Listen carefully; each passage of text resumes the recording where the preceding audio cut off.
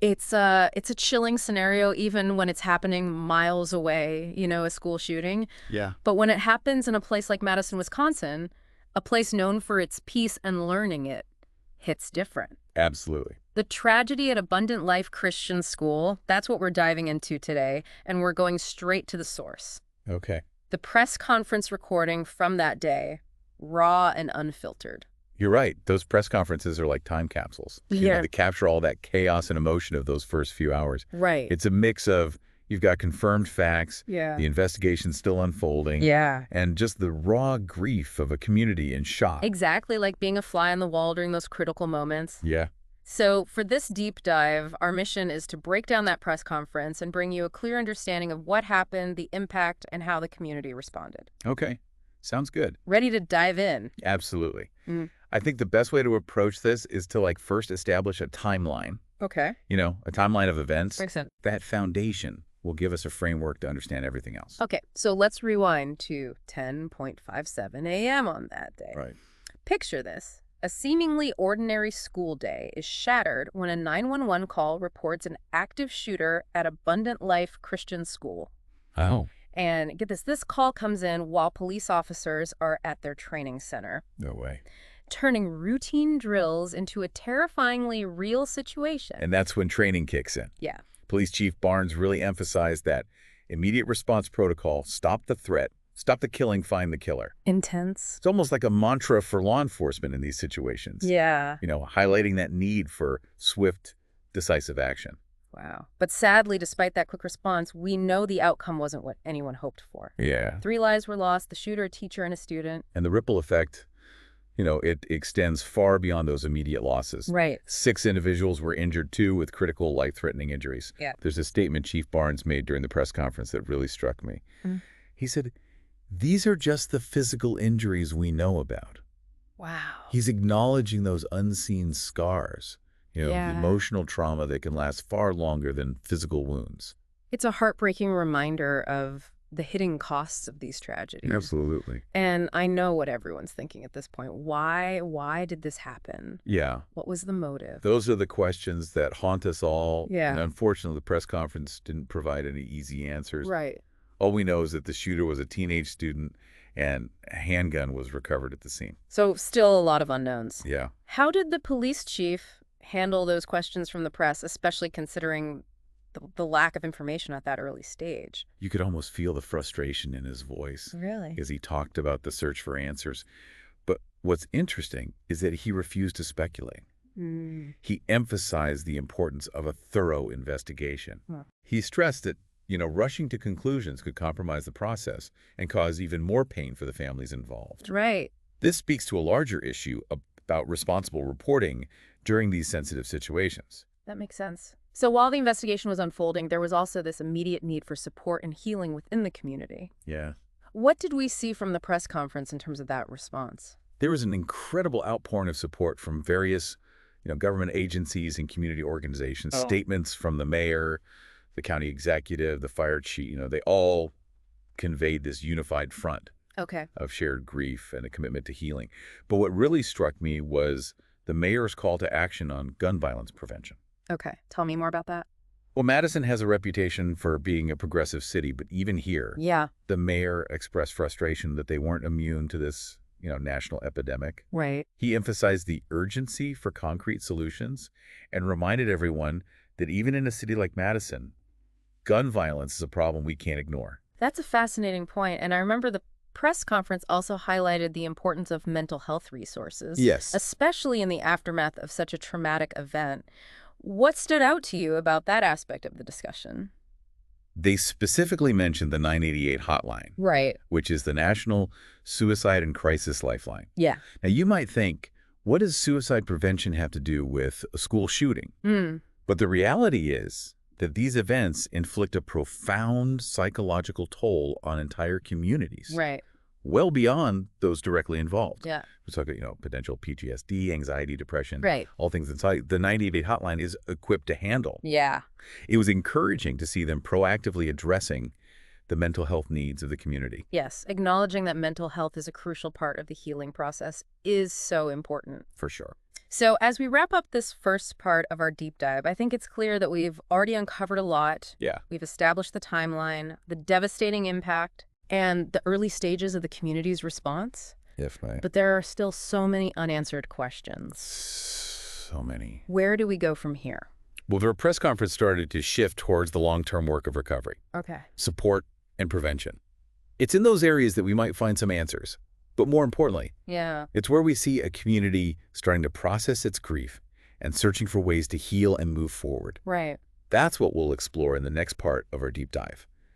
So we've established the timeline and the immediate aftermath.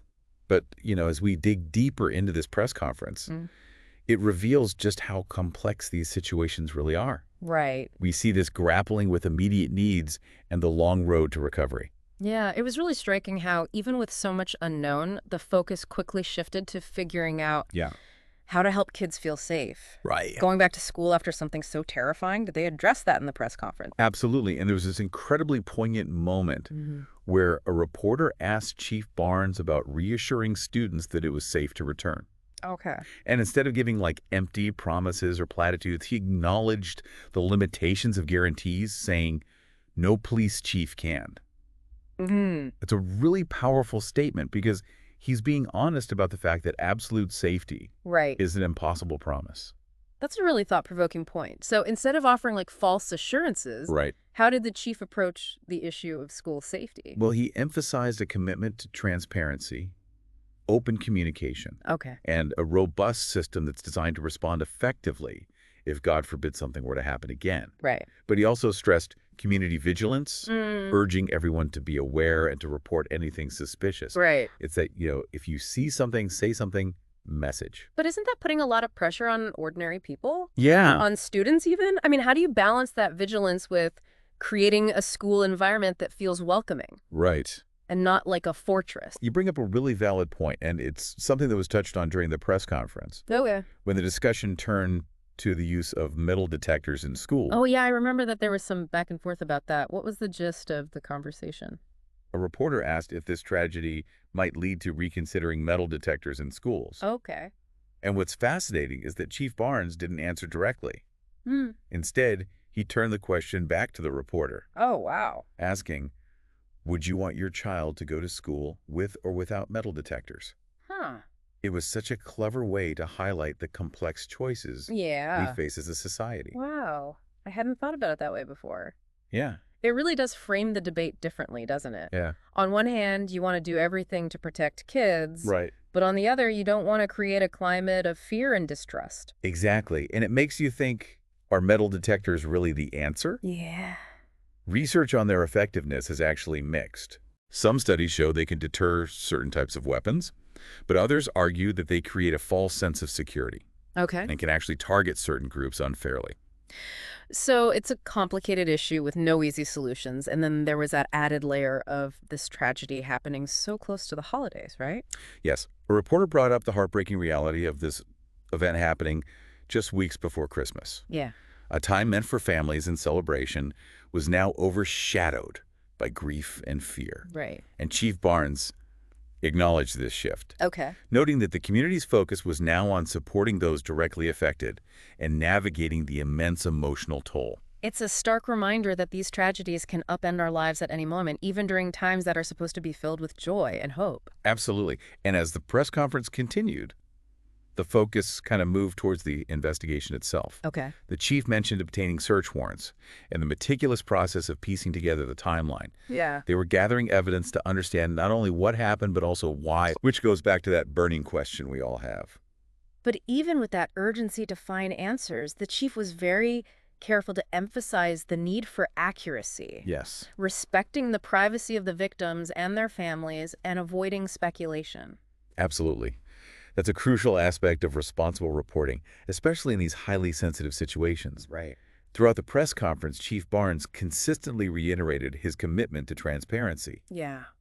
but only when information was confirmed and wouldn't jeopardize the investigation or the well-being of those involved. It's like walking that tightrope It is. between the public's right to know and the need to conduct a thorough ethical investigation. And I think that tension was really apparent Yeah. in how they handled the questions from the press. Yes, and as we get towards the end of the press conference, you see this noticeable shift back to the human element. Okay, what do you mean by that? Well, the mayor steps in and gently steers the conversation away from the granular details of the investigation and back to what truly matters, the victims, their families, and the community as a whole. Okay. He speaks about the collective grief, the importance of mental health resources, and the power of coming together as a community during times of hardship. Yeah. It was a reminder that while the investigation was crucial, healing and moving forward required compassion and support. That makes sense. It's about finding a balance, right? You Exactly. need the facts in the investigation, but you also need to acknowledge the emotional impact Yes. and the need for healing. Exactly. And the mayor didn't shy away from the larger issue of gun violence prevention either. Okay. He explicitly stated, we all have a role in preventing gun violence, Wow. and urged community involvement in finding solutions. It was a powerful message that went beyond the immediate crisis Right. and invited everyone to consider the broader societal context. That's a really important point. So we've gone from the initial shock and chaos to a deeper examination of the issues at play. Yeah. And a call for collective action. What struck you about the concluding remarks at the press conference? Well, right before wrapping up, Chief Barnes made a really powerful statement. Okay. He acknowledged all the different agencies that responded that day, Yeah. highlighting the incredible level of unity and collaboration that emerged during this crisis. What did that look like in practice? Were there any specific examples that stood out to you? It wasn't just about individual heroes, it was about the system working as it should. Okay. He specifically highlighted the seamless cooperation between different law enforcement agencies, Right. emphasizing the shared training and protocols that allowed them to respond so effectively, Wow. despite the chaotic situation. That's fascinating. So even in the midst of this tragedy, there was this underlying sense of coordination and expertise, Yeah. which is somewhat reassuring, I guess. Yes, and it highlights the importance of investing in training and preparedness. Right. You can have the best intentions, but without the right skills and coordination, it's difficult to navigate these high-pressure situations effectively. That's a powerful takeaway. And as the press conference concluded, what were your final thoughts? What lingered with you after hearing all of this? Honestly, I was struck by the sheer weight of it all. Yeah. We had the timeline, the victims, the unanswered questions, the investigative process, the community response, and those calls for action. Right. It was a lot to process, but it also underscored the resilience of the human spirit. Yeah. Even in the face of unimaginable loss, there was this determination to find meaning, to seek answers, and to work towards preventing future tragedies. It's like a glimmer of hope amidst the darkness. Exactly, and I think that's what makes this press conference so compelling. Yeah. It goes beyond just conveying information. It reveals the human side of a tragedy Right. and the ways in which individuals and communities try to cope with the unthinkable. Yeah. And as we move into the final part of our deep dive, Okay. we'll explore how this event prompted a larger conversation about healing prevention and the role we all play in creating a safer, more compassionate world. It's almost like they're handing us the baton, right? They've laid out the facts, the emotions, the challenges, and now it's our turn. Like, It is. what can we do? How can we contribute Right. to a future where these tragedies don't keep happening? That's exactly the feeling I got. Yeah. The mayor's words, especially, Yeah. when he urged listeners to focus on supporting young people, seeking mental health resources, and engaging in those difficult conversations about gun violence prevention. Yeah, right. He wasn't just talking about policies or legislation. Yeah. He was talking about a cultural shift, Yeah. about each of us taking responsibility for creating a safer community. It's like he's saying, we can't just sit back and wait for someone else to fix this. Exactly. We all have a role to play, but it feels so overwhelming. Right. Where do you even begin? Well, that's where Chief Barnes's concluding statement really hit home. Okay. He circled back to that incredible response from all the agencies that day, Yeah. highlighting not just their individual efforts, but the system itself. It wasn't just about heroes swooping in. It was about training protocols, a network of people working together seamlessly to protect their community. That's so reassuring. It suggests that even in the face of chaos and tragedy, there are systems in place. Yeah, There's expertise that can be relied upon. exactly. And it made me think about the concept of collective efficacy. Okay. It's this idea that communities with strong social bonds and shared values are better equipped to prevent crime and violence. Interesting. It's not just about law enforcement. Right. It's about neighbors looking out for each other, Yeah. teachers being attuned to their students' needs, and a culture that values open communication and support. That makes me think about that